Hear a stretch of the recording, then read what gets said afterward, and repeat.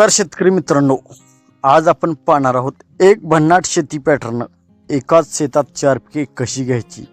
होय मित्रांनो, इथे तुम्हाला दिसत आहेत कलिंगड, झेंडू, डाळिंब आणि कांदा. आणि ही पद्धत म्हणजे साधी लागवड नाही, इंटरक्रॉपिंगची स्मार्ट प्लेइंग. यामध्ये मुख्य पीक डाळिंब आहे. दीर्घकालीन गुंतवणूक.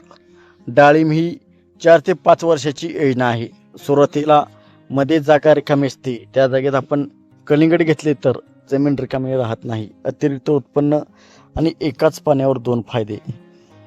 तर कलिंगड हे नगदी पीक आहे.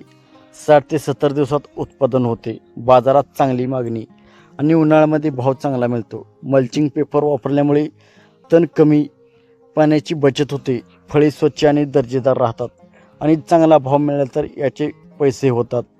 तर दुसरे पीक म्हणजे झेंडू. कीड नियंत्रण आणि अतिरिक्त उत्पन्न. झेंडू फक्त फुलासाठी नाही, तो नैसर्गिक कीड नियंत्रणासाठी खूप उपयोगी आहे. नेमॅटोडमध्ये नियंत्रण करतो, कीटक दूर ठेवतो. बाजारात रोग पैसा. झेंडू 50 ते 60 दिवसात फुलायला लागतो, म्हणजे कलिंगड येण्याआधीच पैसे हातात. चौथे पीक म्हणजे कांदा. Side income. कांदा झेंडूच्या बाजूला लावलेला दिसतो. कमी जागेत कमी खर्चात 90 ते 100 दिवसात कांदा तयार होतो, म्हणजेच एकाच शेतातून 3-4 वेळा पैसा. अंतर कलिंगड 60 ते 70 दिवसामध्ये आपणास पैसे भेटतात. झेंडूचेही 50 दिवसामध्ये पैसे भेटतात आणि 50 दिवसामध्ये त्याचा कालावधी संपतो.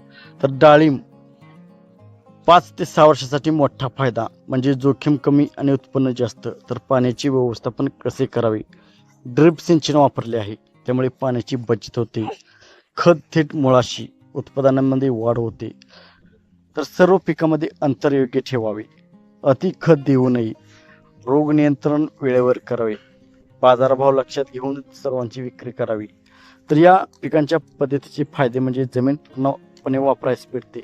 एकाच वेळी अनेक उत्पन्न आपल्याला भेटतात.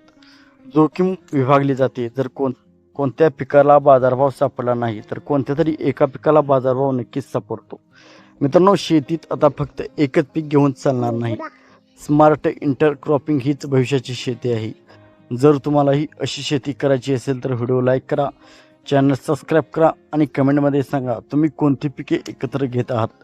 जय जवान जय किसान. थँक्यू.